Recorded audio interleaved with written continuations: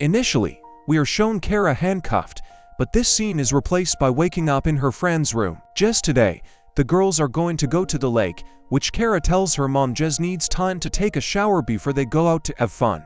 But her parents asked her to water the plant in the yard. Kara takes over this responsibility. In the process of watering, a man approaches the girl. Upon learning that there are no adults in the house, he gets close to the girl and puts her with a gun at his throat. Richard forces Kara into the box and drives away. After taking a shower, Jez tries to find. Meanwhile, Kara tries to fight her panic, but finds only a hose left on the ground.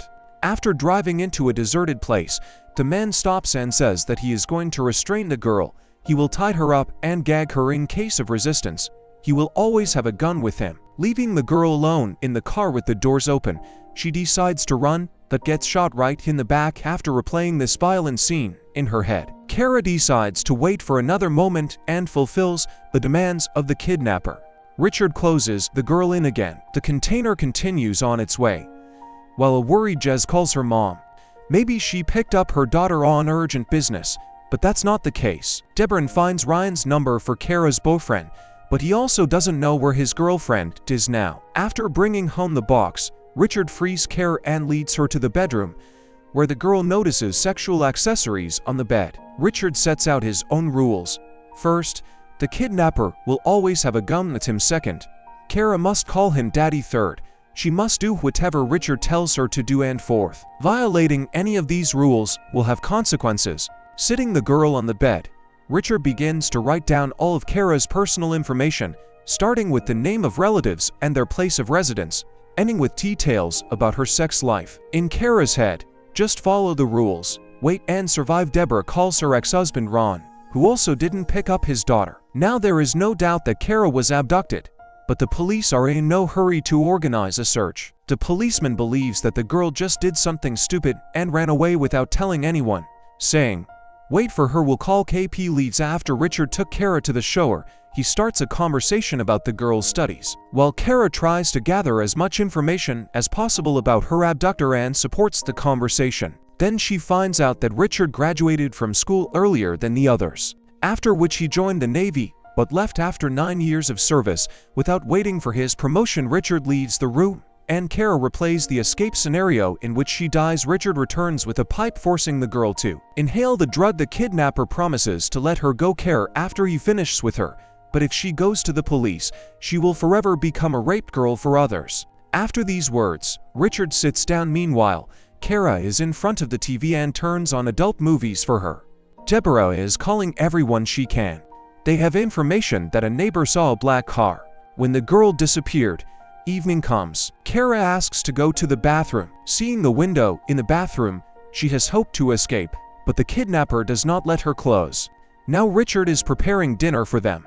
Kara, under the pretext of helping, begins while sweeping the kitchen, memorizing personal information about the kidnapper. Richard turns to the girl and tells her to take off her t-shirt. Deborah directly addresses the sheriff, who in turn promises to attract his best people, but it is clear from the smile on his face that he does not believe in the abduction, but is convinced that the girl she went out with her friends, and they go back to the TV. Richard turns it on with the words, "Let's see if anyone's worried about you. The harassment is on the news." Now Richard is putting psychological pressure on the girl, claiming that no one loves her, and maybe they didn't even notice her disappearance, after which he grabs the girl and takes her to the bedroom.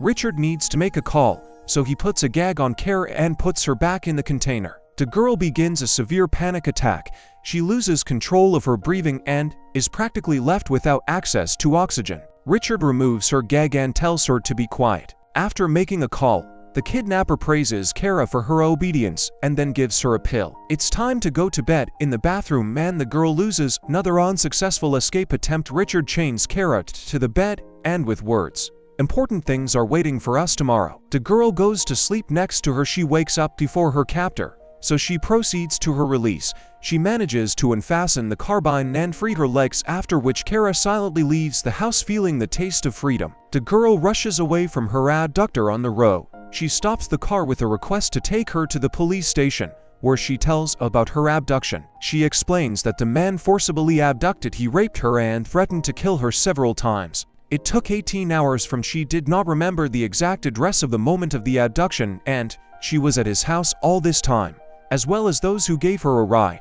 But Kara is going to get justice at any cost. So pulling herself together, she goes with the cops to find an apartment. Everything in the area seems the same, so they decide to check the information with one of the locals.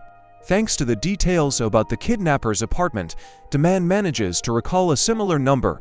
The policeman contacts the dispatcher by sending a surveillance team to apartment 31, and he takes Kara to the police station in the wilds without observing any activity. And when the cops decide to go inside, one of the policemen finds a resemblance to Kara's description.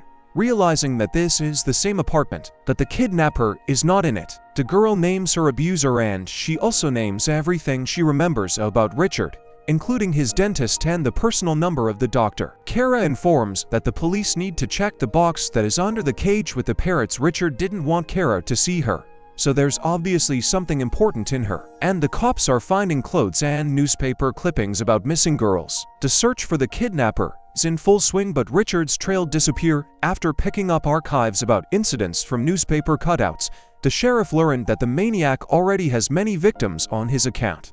Richard kidnaps girls right from the doorstep, after which he keeps them locked up for several days, and, after playing enough, he drowns Kara in his bathroom and throws her into the swamp. Her friend and boyfriend visit her, but the girl is depressed, so she asks her mother to go home. But there is no place for her. The house is full of policemen. Everyone is worried, but not Kara. It seems that mentally she has already returned to her former life, so the behavior of others does not give her peace of mind. The police contact Richard's wife, and it becomes clear that she didn't even know the man she lived with all these years, the only adequate person in Richard's entourage. It turns out that his sister, having learned about the incident, reports that she suspected her brother's mental disability, does not report that he checked into the hotel under her name last day, and then did not contact her. Seeing her off, Carl meets his girlfriend with the sheriff. He, like everyone else, informs her that it is dangerous for her to leave the house until the criminal is caught. So maybe you can do it. Kara said that she is right now the merit of the girl herself, solely at home, and they obviously don't have time to tell those who were idle in Richard's room what to do. It seems that someone from the family informed him that another policeman was coming to pick him up, but he did not come to say that she was a victim, but to notice that she was a survivor thanks to her own efforts. She managed to save. Moreover, after catching the criminal, she will prevent his further crimes. The police manage to detect Richard's call. It is believed that he is going to meet his second sister. After contacting her, it becomes clear that Richard has made an appointment for her at a cafe in the evening. Kara is going to baseball with her friend, as they usually did, but Deborah is in no hurry to let her daughter go, claiming that it is too dangerous. Immediately, Kara breaks down. All her confidence and steadfastness is a defensive reaction. The girl is just trying to move on as it was before. As if erasing those fateful 18 hours from her memory, she cannot allow Richard to take her normal life along with her innocence. While in the positions, the police notice the criminal and begin chasing him into a corner. Richard pulls out a gun and is afraid of the consequences for his crimes. With herself, and Kara enthusiastically watches her boyfriend play. The next morning, Deborah prepares breakfast for her daughter. The woman's face shows satisfaction, which Kara notices only now. Does the girl find out that yesterday Richard committed suicide? Angered, she runs out into the backyard, where the sheriff approaches her, to whom the girl opens up. She is very angry with her abductor. All these days she has been waiting for capture. Kara wanted to meet the criminal in court and tell him everything she remembered, so that Richard would look at her and realize that he had made the most terrible mistake of his life and went to rot in prison for many years. Being Kara's absolution, the policeman makes it clear that the criminal clearly regretted what he had done, and Kara continues to live her normal life.